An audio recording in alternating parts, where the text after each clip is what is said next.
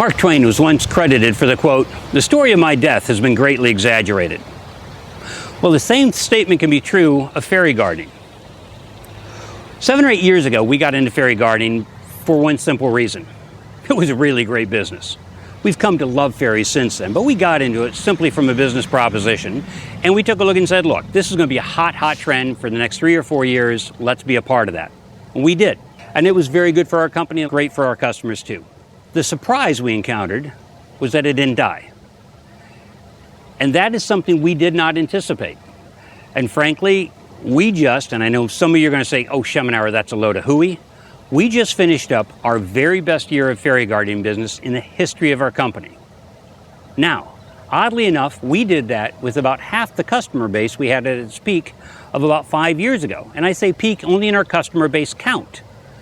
So how do you get great volume out of a smaller customer base? Well, we've benefited that those customers who got into it are doing it well.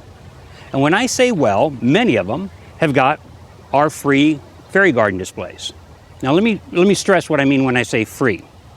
Free, no charge, cost without any.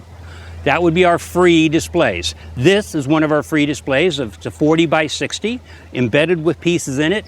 And why would we do that? A, we're nice guys. And we also realize that the better you look with our product, the more product you're going to sell. We literally have a 5 or 6 store chain who will retail over $250,000 in fairy out of their stores.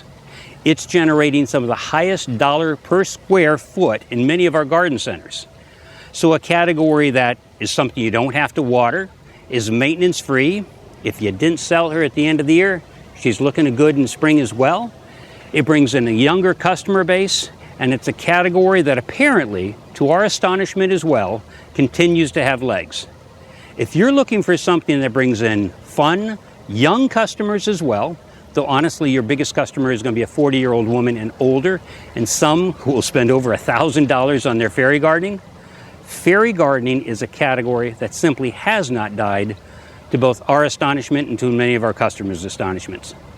If you want a great category, fairy gardening was and is one of the best things that we can present to you today.